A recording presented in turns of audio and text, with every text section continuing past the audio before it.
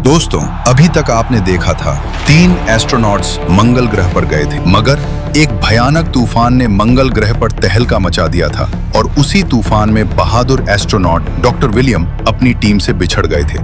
Mark और जेना ने उन्हें ढूंढने की हर संभव कोशिश की, हर चट्टान, हर घाटी, हर सिग्नल की खोज की, लेकिन जब विलियम का कोई पता नहीं चला तो उन्होंने मान लिया कि शायद विलियम अब इस दुनिया में नहीं रहे। भारी मन के साथ वो दोनों धरती की ओर लौट गए, लेकिन सच्चाई इससे बिल्कुल अलग थी। विलियम अभी जिंदा थे, अकेले, धरती से 22 करोड़ किलोमीटर दूर, एक सुनसान, ठंडे, लाल ग्रह पर। उन्होंने बार बार संपर्क करने की कोशिश की टीम से, लेकिन उस वक्त जेना और मार्क का कम्युनिकेशन चैनल बंद था। इसी वजह से विलियम का आखिरी संदेश उन तक पहुंच ही नहीं पाया और उनका स्पेसक्राफ्ट मंगल से धीरे धीरे बहुत दूर निकल गया। विलियम के सामने अब सिर्फ एक ही रास्ता बचा था, इस लाल ग्रह पर खुद को जिंदा रहने की एक जंग। कम्युनिकेशन सिस्टम टूट चुका था, सोलर पैनल धूल में दबे थे और खाने पीने का सामान भी बेहद कम। लेकिन विलियम ने हार नहीं मानी। कई दिनों तक वो उस लाल ग्रह पे जीने की संघर्ष करता रहा। उसने मंगल पर पहली बार एक छोटा सा पौधा भी उगाया, उम्मीद का एक हरा भरा निशान। और फिर एक दिन अचानक कम्युनिकेशन स्क्रीन चमकती है और कनेक्शन जुड़ जाता है। विलियम की कांपती आवाज गूंज उठी, Jenna, Mark, can you hear me? और दूसरी तरफ से जवाब आया, William, oh my God, we can hear you. लेकिन सबसे बड़ा संकट अभी बाकी था। अगर जेना और मार्क मंगल पर लौटते हैं तो ईंधन इतना नहीं था कि वे लोग वापस धरती पर आ सकें, और अगर वे धरती पर जाते हैं तो विलियम भूख और ऑक्सीजन की कमी से मर जाएगा। तीनों की किस्मत अब समय के हाथों में थी। दोस्तों, ये थी अब तक की पार्ट 2 की पूरी कहानी। अगर आपने पार्ट 1 और पार्ट 2 नहीं देखा है तो लिंक डिस्क्रिप्शन में मिल जाएगा, पहले वो जरूर देख लें। अब आइए आगे बढ़ते हैं अपनी कहानी के पार्ट 3 की तरफ। विलियम हताश और निराश होकर उसी जगह बैठा रहा। उसकी आंखों से आंसू बह रहे थे। उसे समझ आ चुका था कि शायद अब वो नहीं बच पाएगा।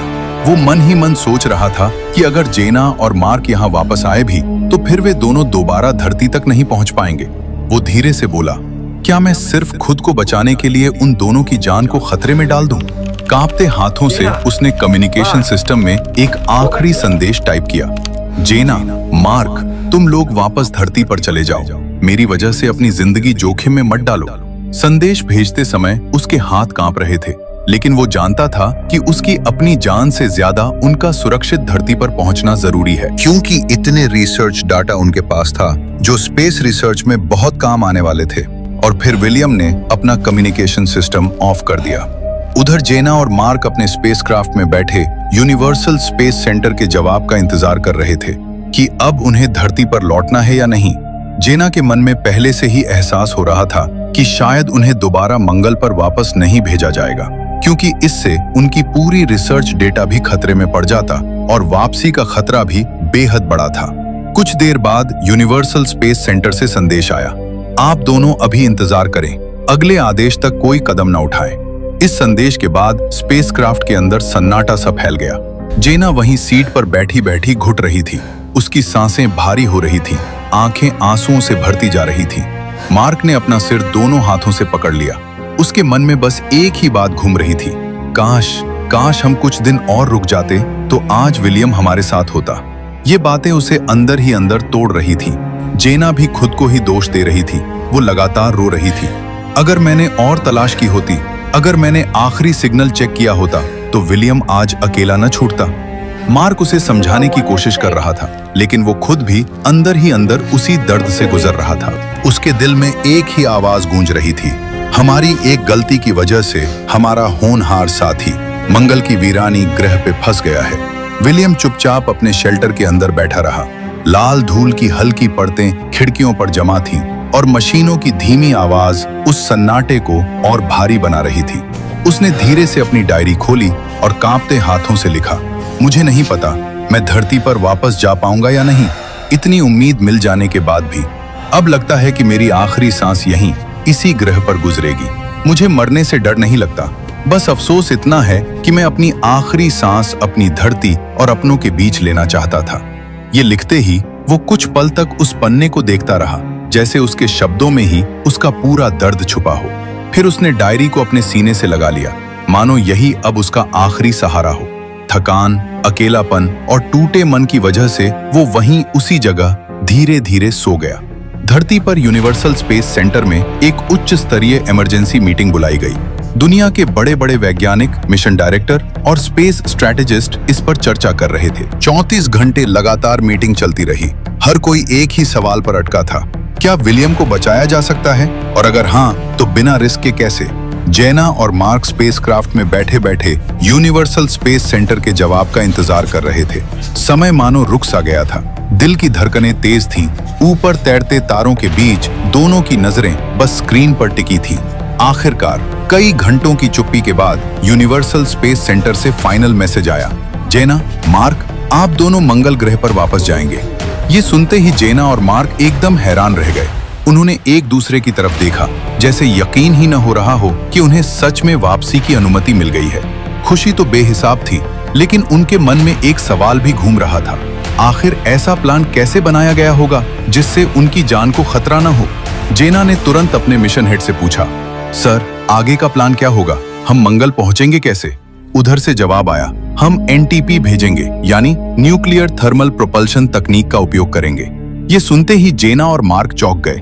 मिशन हेड ने आगे कहा, ये न्यूक्लियर इलेक्ट्रिक प्रोपल्शन तकनीक आपको मंगल तक 5 हफ्तों से भी कम समय में पहुंचा देगी, मगर ये तकनीक अभी टेस्टिंग फेज में है, इसलिए फिलहाल हम इसमें सिर्फ सामान ही भेजेंगे। इसमें ऑक्सीजन, पानी, भोजन और वो सभी आवश्यक चीजें होंगी जो किसी भी रेस्क्यू मिशन के लिए जरूरी हैं। ये सुनकर दोनों के चेहरों पर एक अनोखा सुकून उतर आया। उनकी थकी, टूटी हुई आंखों में दोबारा उम्मीद की चमक दिखाई देने लगी। जेना ने धीरे से अपने आंसू पोंछे, मार्क ने गहरी सांस ली और दोनों ने एक दूसरे की तरफ देखकर मुस्कुराया। यूनिवर्सल स्पेस सेंटर ने आगे बताया, जेना, मार्क, आप दोनों तुरंत मंगल के लिए निकले। आपके पहुंचने से पहले एनटीपी रेस्क्यू मॉड्यूल विलियम के पास पहुंच जाएगा, मगर ध्यान रहे, एनटीपी के बारे में आप लोग विलियम को कुछ नहीं बताएंगे, क्योंकि हम नहीं चाहते कि एनटीपी टेस्टिंग फेज में है और अगर कुछ गलत हुआ तो हमें इस मिशन को ब्रेक करना होगा और आप लोग वहीं से वापस धरती के तरफ लौट जाएंगे। ये मिशन हेड का आदेश था। उसके बाद उन्होंने बोला, अगर एनटीपी मॉड्यूल मार्स पे पहुंचता है तो सबसे पहले विलियम को ऑक्सीजन, पानी, भोजन और सपोर्ट सिस्टम देगा, ताकि जब तक आप दोनों वहां पहुंचे वो पूरी तरह सुरक्षित रहे। उधर विलियम हर उम्मीद खो देने के बाद धीरे धीरे अपने उगाए हुए आलू के पौधों की तरफ गया। वो घुटनों के बल बैठा और एक एक पौधे को ध्यान से देखने लगा।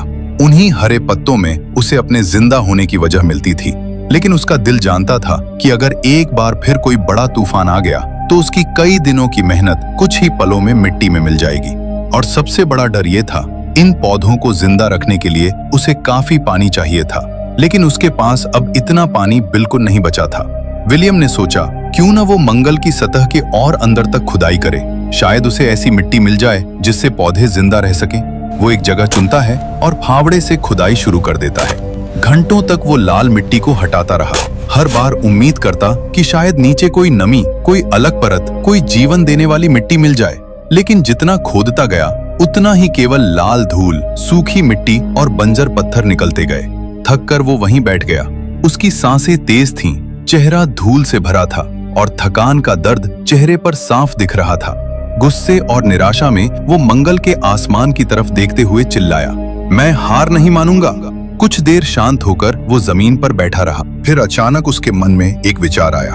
दोस्तों, अगर आपको हमारी ये कहानी पसंद आ रही है तो कृपया चैनल को सब्सक्राइब करें और इस वीडियो को जरूर लाइक करें। चलिए अब वापस चलते हैं कहानी की ओर। अगर मैं जमीन से पानी नहीं निकाल सकता तो मैं अपनी आलू की खेती को बचाने के लिए मंगल की बर्फ का पानी क्यों न इस्तेमाल करूं? ये सोचकर वो तुरंत अपने शेल्टर के अंदर गया और कुछ स्टील की प्लेटें और बर्तन उठा लाया ताकि उनमें बर्फ जमा कर सके। वो वापस गड्ढे के पास आया, धीरे धीरे उन प्लेटों को खुदाई वाली जगह पर सावधानी से रख दिया जहां तापमान कम था और रात में बर्फ जमने की संभावना ज्यादा थी। सब कुछ सेट करके वो गहरी सांस लेता है और अपने शेल्टर की ओर लौट पड़ता है, दिल में सिर्फ एक ही उम्मीद लिए, शायद सुबह कुछ मिल जाए। अब तक विलियम मंगल की रातें जीना सीख चुका था। 110 डिग्री सेल्सियस की हड्डियां जमा देने वाली ठंड में भी वो किसी तरह खुद को जिंदा रख लेता था। धीरे धीरे उसने अपने शेल्टर को 2 हिस्सों में बदल दिया था। एक हिस्सा वो सिर्फ सोने और अपना शरीर गर्म रखने के लिए इस्तेमाल करता था और दूसरा हिस्सा उसकी खेती, उसके पौधे और कम्युनिकेशन सिस्टम के लिए समर्पित था। वो जानता था कि अगर एक ही जगह सब रखे तो किसी भी खतरे, तूफान, तापमान गिरने या सिस्टम फेल होने पर सब कुछ एक साथ नष्ट हो सकता है। इसलिए उसने अपने छोटे से मंगल घर को 2 अलग-अलग सुरक्षित जोन में बदल दिया था, जहां एक में उसकी सांसें चलती थीं और दूसरे में उसकी उम्मीदें। सुबह होते ही विलियम की आंख खुली। शेल्टर के बाहर हल्की लाल रोशनी फैल रही थी, मंगल की सुबह की ठंडी धूल भरी किरणें। वो बिना समय गंवाए धीरे धीरे बाहर निकला और उसी जगह की तरफ बढ़ा जहां उसने बर्फ जमा करने के लिए प्लेटें रखी थी। वो पास पहुंचा, घुटनों के बल बैठा और ध्यान से प्लेटों को देखा। उसकी सांस कुछ पल के लिए रुक सी गई। प्लेटों में सचमुच बर्फ जमी थी। रात की कड़कड़ाती ठंड ने धूल से भरी हवा को जमा दिया था और उसी से प्लेटों में पतली पारदर्शी बर्फ की परत बन गई थी। वो कांपते हाथों से एक प्लेट उठाता है। उसकी उंगलियां ठंड से सुन्न हो गईं, लेकिन चेहरे पर एक हल्की मुस्कान उभर आई। बहुत दिनों बाद उसे ऐसा महसूस हुआ जैसे मंगल ने पहली बार उसकी जिंदगी बचाने के लिए अपना हाथ बढ़ाया हो।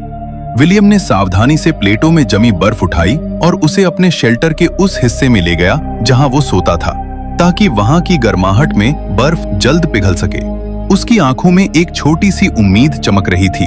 वो बार बार प्लेटों को देख रहा था, जैसे उसे डर हो कि कहीं ये सपना तो नहीं है। जैसे ही बर्फ पिघलकर पानी बनने लगी, वो धीरे धीरे उसे इकट्ठा करने लगा ताकि अपने आलू के पौधों को एक नई जिंदगी दे सके। उस पल उसके चेहरे पर एक हल्की मासूम मुस्कान थी। शायद इन छोटे छोटे पलों में वो कुछ देर के लिए भूल गया था कि वो धरती पर नहीं, बल्कि एक बिल्कुल अलग ग्रह पर है। एक ऐसा ग्रह जो उसकी दुनिया से 22 करोड़ किलोमीटर दूर है। उधर जेना और मार्क एक नई उम्मीद के साथ आगे बढ़ रहे थे। उन्होंने रास्ते में कई बार कम्युनिकेशन चैनल पर विलियम को संदेश छोड़े, लेकिन उसका सिस्टम अभी भी ऑफलाइन था, जिस वजह से वो उसे कुछ भी नहीं बता पा रहे थे।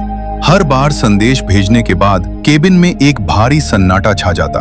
स्क्रीन पर नो रिस्पॉन्स लिखा देख दोनों का दिल टूट सा जाता था कि कैसे वो बता दे कि वो उसके पास आ रहे हैं। जेना खिड़की के बाहर अंधेरे अंतरिक्ष को देखते हुए धीरे से बोली, हम आ रहे हैं विलियम, इस बार तुम्हें अकेला नहीं छोड़ेंगे। उसकी आंखों में आंसू थे, लेकिन उन आंसुओं के पीछे एक अटूट विश्वास चमक रही थी। विलियम ने धीरे धीरे अपने आलू के पौधों में पानी डाला। फिर वो उठकर अपने बचे हुए स्टोरेज की तरफ गया। वो हर डिब्बा खोलकर देखता, हर पैकेट गिनता, पानी के हर छोटे कंटेनर को उठाकर देखता कि कितने दिन और चल सकता है। यही सवाल उसके मन में घूम रहा था। तभी उसकी नजर एक कोने में रखी एक छोटी सी चीज पर पड़ी, एक बलून जिस पर तीनों के साइन थे, जेना, मार्क और उसका अपना। ये वही गुब्बारा था जिसे उन्होंने मिशन पूरा होने के बाद मंगल की सतह पर उड़ाने का वादा किया था। एक याद, एक निशानी कि इंसान ने इस ग्रह को छुआ है। विलियम ने गुब्बारा उठाया, उस पर उंगलियां फेरी और उसकी आंखों में हल्की नमी आ गई। कुछ देर तक वो चुप रहा, फिर धीमे से बोला, काश हम तीनों इसे साथ उड़ाते। उधर धरती पर universal space centre NTP rescue module भेजने की तैयारियों में लग चुका था। दिन रात वहां काम चल रहा था। इंजीनियर, वैज्ञानिक, टेक्नीशियन, हर कोई बिना रुके एक ही लक्ष्य के लिए मेहनत कर रहा था। लैब की लाइटें लगातार जल रही थीं, कंप्यूटर स्क्रीन पर कोड दौड़ रहे थे और मिसाइल जैसे डिजाइन वाले NTP मॉड्यूल के आसपास सैकड़ों लोग जमे हुए थे। किसी के हाथ में टूल था, किसी के हाथ में डेटा शीट, तो कोई उसके इंजन सेक्शन की जांच कर रहा था। हर व्यक्ति के दिमाग में सिर्फ एक ही नाम था, विलियम, और हर धड़कन कह रही थी, ये मिशन सिर्फ एक ऑपरेशन नहीं, ये एक जिंदगी बचाने की लड़ाई है। अगली सुबह विलियम बड़े ध्यान से अपने चारों ओर के इलाके को देखता रहा। फिर वो धीरे धीरे एक बड़ी खुरदुरी चट्टान की ओर बढ़ा। वो चट्टान उसके आसपास की सबसे ऊंची जगह थी। विलियम उस पर चढ़ने लगा। कमजोर शरीर, भारी सूट और मंगल की ढलानें, हर कदम मुश्किल लग रहा था, लेकिन उसका इरादा अटल था। वो ऊपर पहुंचना चाहता था ताकि देख सके कि मंगल की सतह पर सबसे ऊंची जगह कौन सी है, क्योंकि वहीं वो अपना एक महत्वपूर्ण उपकरण लगाना चाहता था। एक ऐसा इंस्ट्रूमेंट जो पहले से ही चेतावनी दे सके कि कहीं दूर से कोई तूफान, धूल की आंधी या तापमान में अचानक गिरावट उसकी ओर तो नहीं आ रही। विलियम ने सावधानी से अपना इंस्ट्रूमेंट उस ऊंची चट्टान पर लगा दिया ताकि वो आने वाले हर तूफान, हर तापमान बदलाव और हर खतरे की पहले से सूचना दे सके। काम पूरा होते ही वो धीरे धीरे वापस अपने शेल्टर की ओर लौट आया। थकान उसके कदमों में साफ दिख रही थी, लेकिन उसकी आंखों में अब भी जिंदा रहने की वही जिद चमक रही थी। शेल्टर में पहुंचकर उसने अपनी डायरी खोली और कुछ पन्ने पलटकर नए दिन की एंट्री लिखी। हम जिंदा रहने के लिए हर संभव कोशिश कर रहे हैं। यहाँ जीना मुमकिन है, लेकिन तभी जब आपके पास पर्याप्त संसाधन हो। वो कुछ क्षणों तक उस लाइन को देखता रहा, मानो अपने ही शब्दों में अपने संघर्ष का आईना देख रहा हो। अगली सुबह विलियम शेल्टर के बाहर चुपचाप बैठा आसमान देख रहा था। तभी अचानक उसके उपकरण से एक बीप की आवाज आई। वो तुरंत उठ खड़ा हुआ और बिना देर किए पास की ऊंची चोटी पर चढ़ गया। दूर क्षितिज पर एक विशाल धूल का तूफान उठ रहा था, इतना बड़ा, इतना भयानक कि अगर कोई उसमें घुस जाए तो उसे कई 100 किलोमीटर दूर फेंक सकता था। लेकिन अजीब बात यह थी कि विलियम के आसपास की जमीन पर कोई हलचल नहीं थी, न हवा का शोर, न धूल की परत। इसका मतलब यह था कि मंगल का यह तूफान इतना अनिश्चित था कि कब कौन सा तूफान किस दिशा में मुड़ जाए किसे भी पता न चलता।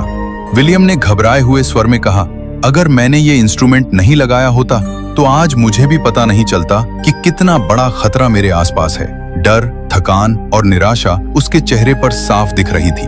वो जल्दी से वापस लौटा और अपने रिसर्च शेल्टर के अंदर जाकर बैठ गया। कुछ देर तक वो चुपचाप कम्युनिकेशन सिस्टम को देखता रहा। फिर हिम्मत जुटाकर उसने उसे ऑन किया। स्क्रीन चमकी और अगले ही पल एक नया संदेश सामने आया। विलियम की सांस अटक सी गई। उसने दोबारा पढ़ा, विलियम, हम तुम्हारे लिए आ रहे हैं। जेना और मार्क का ये संदेश पढ़ने के बाद उसकी आंखों में आंसू आ गए। वो हंस भी रहा था और रो भी रहा था। जेना, मार्क, तुम लोग आ रहे हो, उसके शब्द कांप रहे थे। दोस्तों, आगे क्या होगा? क्या एनटीपी मॉड्यूल समय पर मंगल ग्रह तक पहुंच पाएगा? क्या जेना और मार्क विलियम से फिर से मिल पाएंगे, या एक बार फिर वो विशाल तूफान सब कुछ खत्म कर देगा?